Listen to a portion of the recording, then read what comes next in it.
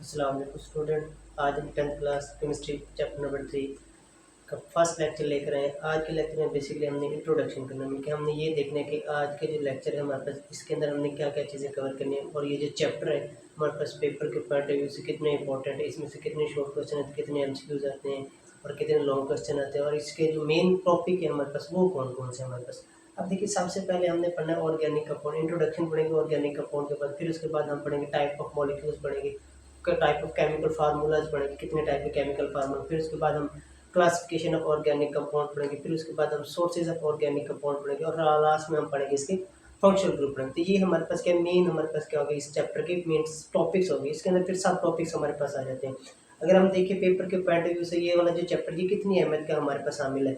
इसमें से हमारे साल में इनके दो शॉर्ट क्वेश्चन आते हैं, 2 एमसीक्यूज और एक पार्ट जो है वो लॉन्ग क्वेश्चन का आता है। उनके शॉर्ट क्वेश्चन, लॉन्ग क्वेश्चन और एमसीक्यूज के लिहाज से ये वाला जो चैप्टर हमारे पास बहुत ही इंपॉर्टेंट चैप्टर हमारे पास। अब सबसे पहले हम क्या करते हैं, स्टार्ट करते हैं हमारे पास आज का लेक्चर जो है। तो हम सबसे देखते हैं हमारे पास जो चैप्टर है इसका टाइटल है हमारे पास ऑर्गेनिक केमिस्ट्री। तो मीन कि इसका मतलब ये है कि हमने जैसे 9th क्लास के अंदर हम ब्रांचेस ऑफ केमिस्ट्री पढ़ी, तो वहाँ पर हमने ऑर्गेनिक केमिस्ट्री की भी डेफिनेशन पढ़ी थी। हमने कहा था हमारे पास केमिस्ट्री की ऐसी ब्रांच जिसके अंदर हम ऑर्गेनिक कंपाउंड के बारे में स्टडी करते हैं, उस ब्रांच को हम बेसिकली क्या कहते हैं, ऑर्गेनिक केमिस्ट्री। अब ऑर्गेनिक कंपाउंड कौन से होते हैं, हमने कहा था कि वहाँ पर हमने कहा था ऐसे हमारे पास कंपाउंड जो कि कार्बन और हाइड्रोजन के मिलकर बने हो या फिर उनके डेरिवेटिव्स होते हैं, उनको हम बेसिकली क्या कहते हैं, ऑर्गेनिक कंपाउंड कहते हैं। क्या कहते हैं, ऑर्गेनिक कंपाउंड। अब देखिए इससे पहले हमारे पास जो साइंटिस्ट थे उनके 18th सेंचुरी से पहले पहले साइंटिस्ट का ये हमारे पास सोचना था कि जो ऑर्गेनिक कंपाउंड ये सिर्फ और सिर्फ लिविंग ऑर्गेनिज्म से क्या होते हैं, ऑब्टेन होते हैं। और ऑर्गेनिक का जो वर्ड है वो किससे रिजेंबल करते हैं, किससे हमारे पास स्पेसिफाई, ऑर्गेनिक का जो वर्ड है वो लाइफ से हमारे पास क्या रिजेंबल करते हैं। क्योंकि हमारे पास एक बिफोर 18th सेंचुरी साइंटिस्ट जो थे वो ये चाहते थे कि हमारे पास organic compound, organic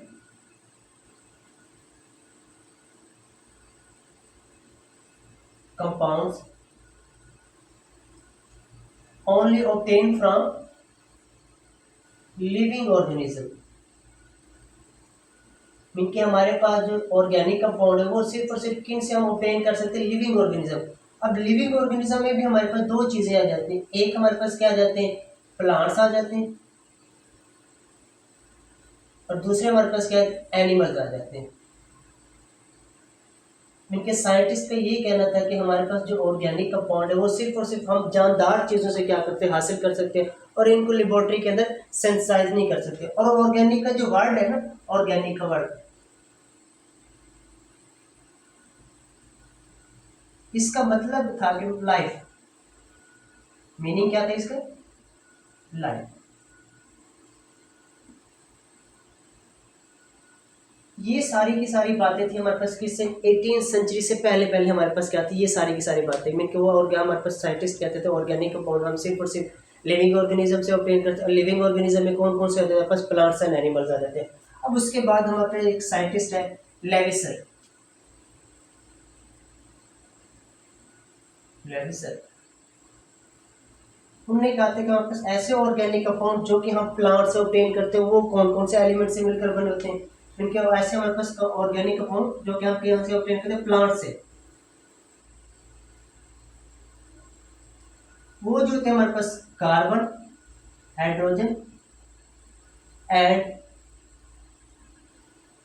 oxygen element से क्या करते हैं, मिलकर बने होते हैं। इन तीन एलिमेंट से मिलकर बने होते हैं कौन से ऑर्गेनिक कंपाउंड, जो कि हम प्लांट से ऑब्टेन करते हैं। और उसके बाद उन्होंने कहा था कि बस ऐसे ऑर्गेनिक कंपाउंड जो कि हम कहाँ से ऑब्टेन करते हैं, एनिमल से। एनिमल से जो हम ऑर्गेनिक कंपाउंड ऑब्टेन करते हैं वो हमारे पास carbon, hydrogen, oxygen, nitrogen, sulphur, phosphorus and so on ETC, इनसे मिलकर बने होते हैं आपस। इनके हमारे पास ऑर्गेनिक कंपाउंड के जो एसेंशियल एलिमेंट होते हैं वो कौन कौन से, वो तीन होते हैं, कार्बन, हाइड्रोजन एंड ऑक्सीजन हो जाते हैं हमारे पास। अब उसके बाद हमारे पास एक साइंटिस्ट है हमारे पास जैकोब बर्जिलस, जिसे हम कहते हैं जे बर्जिलस। जे बर्जिलस इन्होंने आकर हमारे पास एक थ्योरी पेश की, उस थ्योरी का नाम था हमारे पास फाइटल फोर्स थ्योरी। उन्होंने ये कहा था कि हमारे पास जो ऑर्गेनिक कंपाउंड है इनको हम लेबोरेटरी के अंदर सेंसाइज नहीं कर सकते, इनको हम कहा मीन के ये हमें प्लांट से, मीन के प्लांट्स और एनिमल से ऑब्टेन होते हैं, मीन के लिविंग ऑर्गेनिज्म से ऑब्टेन होते हैं। क्योंकि लिविंग ऑर्गेनिज्म के अंदर एक मिस्टीरियस फोर्स होती है जो कि इन ऑर्गेनिक कंपाउंड को बनाने का सबब बनती है। तो वो जो ऑर्गेनिक वो जो मिस्टीरियस फोर्स होती है, वो जो वाइटल फोर्स होती है, वो सिर्फ और सिर्फ किसके अंदर पाई जाती है? लिविंग ऑर्गेनिज्म के अंदर पाई जाती है। ये किसका कंसेप्ट है हमारे पास? जे बर्जेलियस ने, इन्होंने आकर थ्योरी पेश की, वाइटल फोर्स थ्योरी। कौन सी थ्योरी पेश की? Vital force theory. अब उसका जो मेन पोस्टुलेट था वाइटल फोर्स थ्योरी का, मेन पोस्टुलेट, उसका मेन पोस्टुलेट ये था कि हमारे पास जो ऑर्गेनिक कंपाउंड है can not be synthesised in laboratory. यहां से organic compound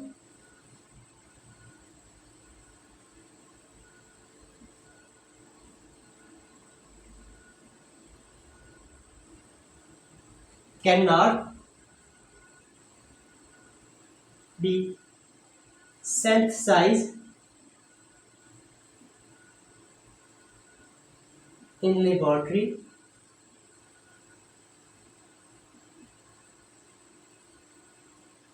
only prepared in living organism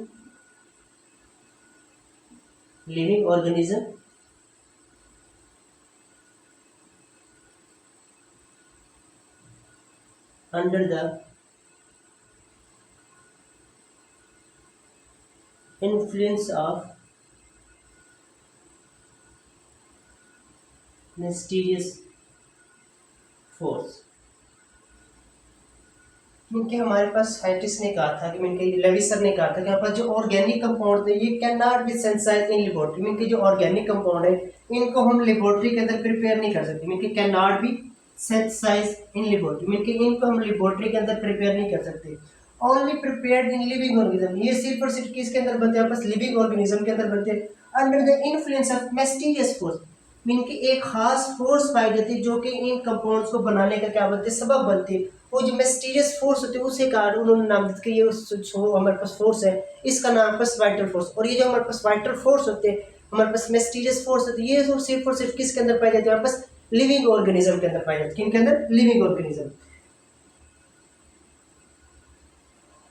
this force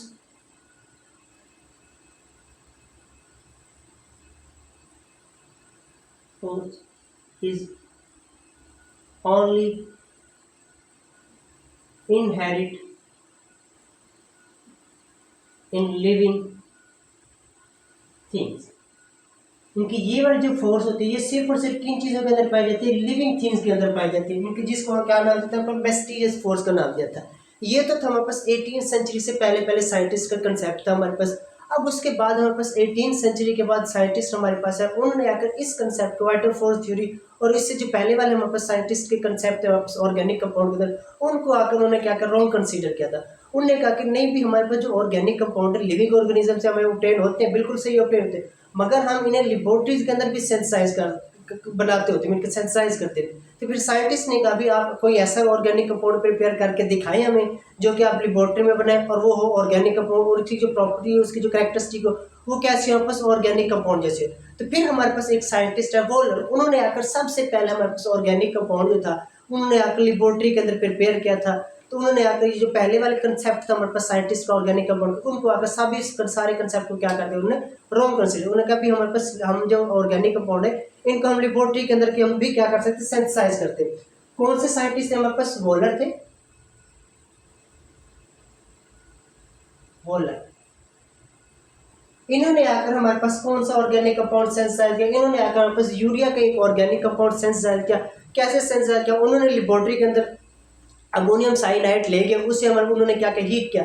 जैसे उन्होंने हीट किया हमारे पास अमोनियम साइनाइड को, तो उसके अंदर क्या हो गया? एटम्स की रीअरेंजमेंट हुई। उस रीअरेंजमेंट से हमारे पास एक नया कंपाउंड बना यूरिया, जो कि हमारे पास क्या था? Organic compound. उसकी सारी की सारी जो खसूसियात थी वो कैसी थी? हमारे पास ऑर्गेनिक कंपाउंड जैसी थी हमारे पास। उन्होंने क्या किया था? हमारे पास अमोनियम साइनाइड लिया, अमोनियम साइनाइड, इसको उन्होंने क्या किया, इन्होंने उसको क्या किया, हीट किया। जैसे इन्होंने इसे क्या किया, हीट किया, तो हमारे पास एक नया कंपाउंड बना। वो जो हमारे पास नया कंपाउंड था वो कौन था, हमारे पास यूरिया था। क्या था हमारे पास, यूरिया। उन्होंने क्या किया, पास अमोनियम साइनाइड को क्या किया, बेसिकली हीट किया। अमोनियम साइनाइड को बेसिकली क्या किया, उन्होंने हीट किया।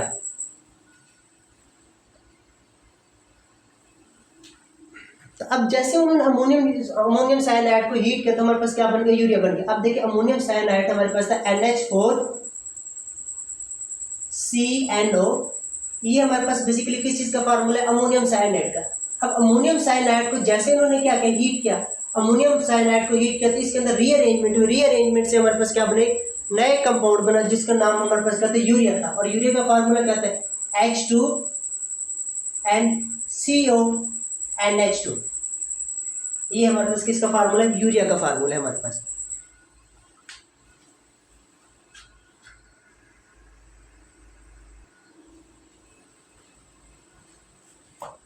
वॉलर जो थे उन्होंने आकर हमारे पास एक ऑर्गेनिक कंपाउंड सेंसाइज किया। कहाँ से सेंसाइज किया, हमारे पास इनऑर्गेनिक कंपाउंड। उन्होंने कहा इनऑर्गेनिक कंपाउंड को लेबोरेटरी में लेके उसे क्या हीट किया। जैसे उन्होंने हीट किया तो उसके अंदर एक रीअरेंजमेंट है, उस रीअरेंजमेंट से एक नया कंपाउंड बन गया। वो जो हमारे पास कंपाउंड था उसकी नेचर कैसी थी, ऑर्गेनिक कंपाउंड। इनके हमारे पास वॉलर जो थे इन्होंने क्या किया, अमोनियम साइनाइड को लिया, अमोनियम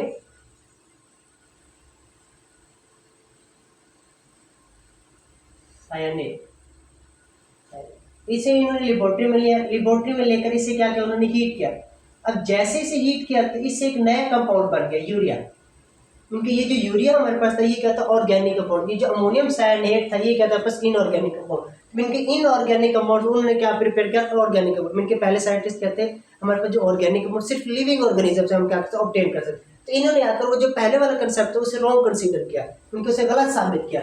इनके उन्होंने अमोनियम साइनाइड लिया, NH4CnO, इसे लेकर लेबोरेटरी में गए और इसे इन्होंने क्या किया, हीट किया। अब जैसे हीट किया तो हमारे पास क्या बन गया, एक नया कंपाउंड बन गया, CONH2। अब ये वाला बेसिकली हमारे पास जो कंपाउंड था, ये वाला जो कंपाउंड इसे हम कहते हैं यूरिया कहते हैं। और ये हमारे पास कंपाउंड कैसे था, हमारे पास organic compound. Mean inorganic compound से उन्होंने लेबोरेटरी में कौन सा कंपाउंड प्रिपेयर किया, ऑर्गेनिक कंपाउंड प्रिपेयर किया। अब उसके बाद हमारे पास एक और साइंटिस्ट है हमारे पास, कोल्स।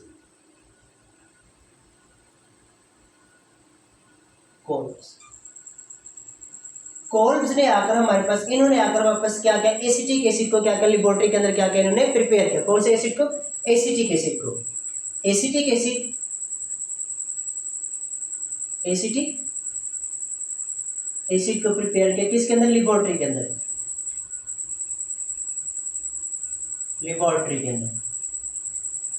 उसके बाद हमारे पास साइंटिस्ट की इनके कंपाउंड की एक सीरीज आ गया, आपस में इनके लाखों की तादाद हमारे पास साइंटिस्ट जो थे उन्होंने क्या किया, हमारे पास लेबोरेटरी के अंदर ऑर्गेनिक कंपाउंड बनाने शुरू कर दिए। मिलकर उसके बाद ये कंसेप्ट आ गया कि हमारे पास जो ऑर्गेनिक कंपाउंड है इनको हम लेबोरेटरी के अंदर भी बना सकते हैं और ये हमारे पास लिविंग ऑर्गेनिज्म। मिलकर जो मोस्टली हमारे पास ऑर्गेनिक कंपाउंड वो कहाँ से ऑब्टेन होते हैं, हमारे पास लिविंग ऑर्गेनिज्म से ऑब्टेन होते हैं। और हमारे पास क्या होते हैं, हमारे पास हम जो होते तकरीबन हम हमारे पास ऑर्गेनिक कंपाउंड इनको हम लेबोरेटरी के अंदर भी क्या कर सकते हैं, प्रिपेयर कर सकते हैं। अब उसके बाद हम देखते हैं ऑर्गेनिक कंपाउंड की डेफिनेशन और ऑर्गेनिक केमिस्ट्री की डेफिनेशन। ये भी हमारे पास क्या आ जाते हैं, शॉर्ट क्वेश्चन के तौर पर आ जाते हैं। व्हाट डिफाइन ऑर्गेनिक केमिस्ट्री, या फिर हमारे पास define organic compound. Mean organic compound क्या होता है, या फिर हमारे पास ऑर्गेनिक केमिस्ट्री क्या होती है हमारे पास। तो सबसे पहले हम देखेंगे ऑर्गेनिक केमिस्ट्री।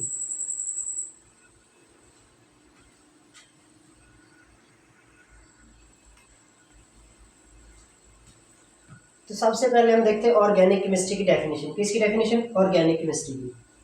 ऑर्गेनिक केमिस्ट्री की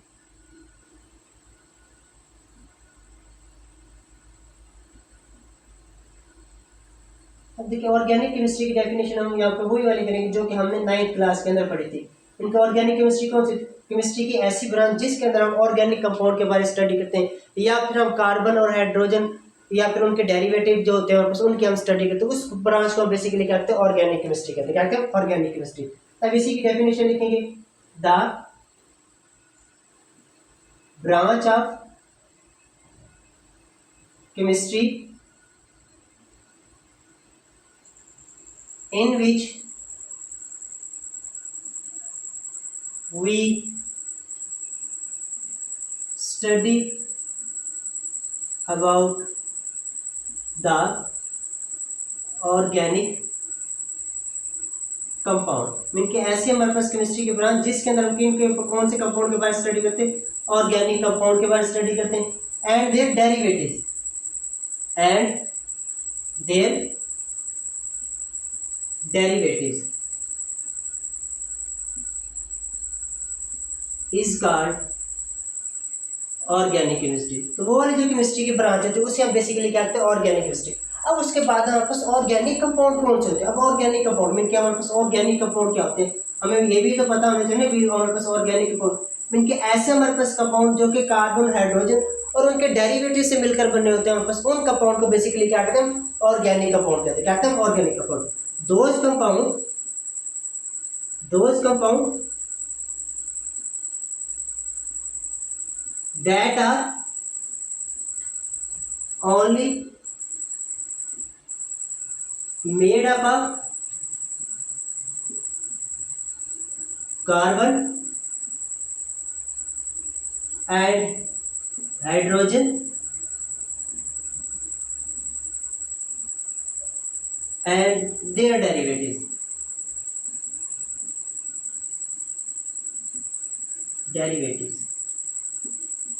is called